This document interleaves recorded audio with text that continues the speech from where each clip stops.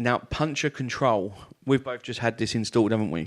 Yes, this is a game changer. So this is a little story about mine. So I was driving along the M1 middle lane at 65 miles an hour in my previous motorhome, and you've got the picture just here.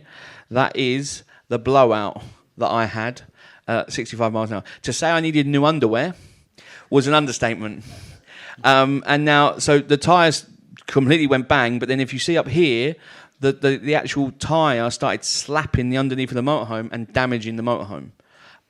It was very scary. I mean, I was a professional lorry driver, so I'm used to driving, but I've never dealt with that before, and it did, it does get you. And then about 2 months ago, I had a flat tyre on a campsite. I went round to go and put the electric in, and then there it is, flat tyre.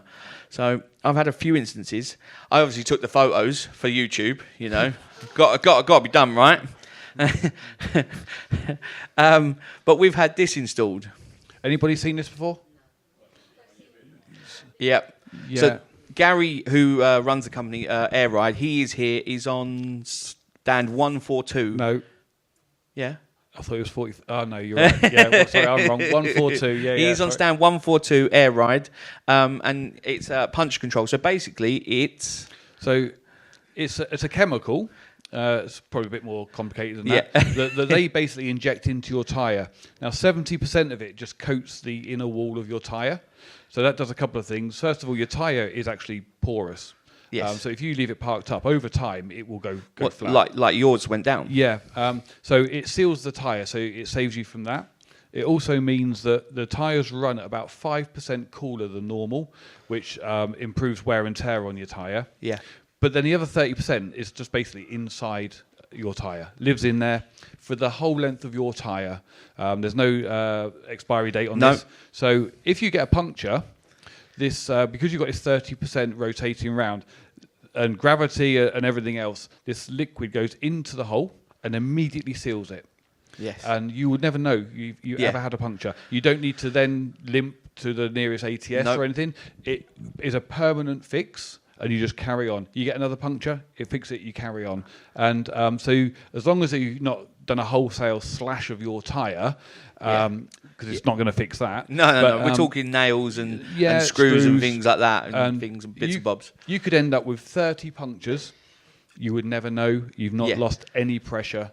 And it's one of life's no-brainers. I mean, we both said, why have we not done this before? Why have we not done it? Because I've had 2 instances now. It's just, it does work. And like I say, Gary is here at the show, and he's got a wheel set up, and he does go a bit crazy with that wheel. If you're not going to get it done, it's worth going and watching him just go ask him to show you, because he'll start stabbing the tyre with a screwdriver like he's a madman, and it's just lit, and it's still sitting there pumped up, no problems.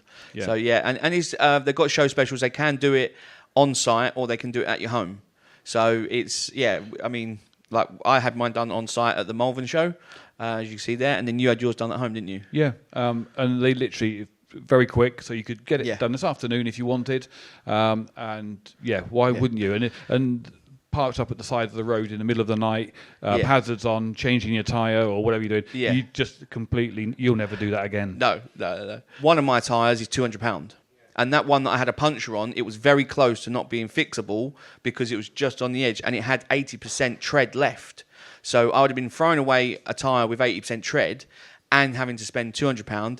And I got had a go at by the actual repair guy because I didn't have a 5-ton jack. I mean, that's his job to jack the vehicle up, right? So I'm never going to get had a go at again.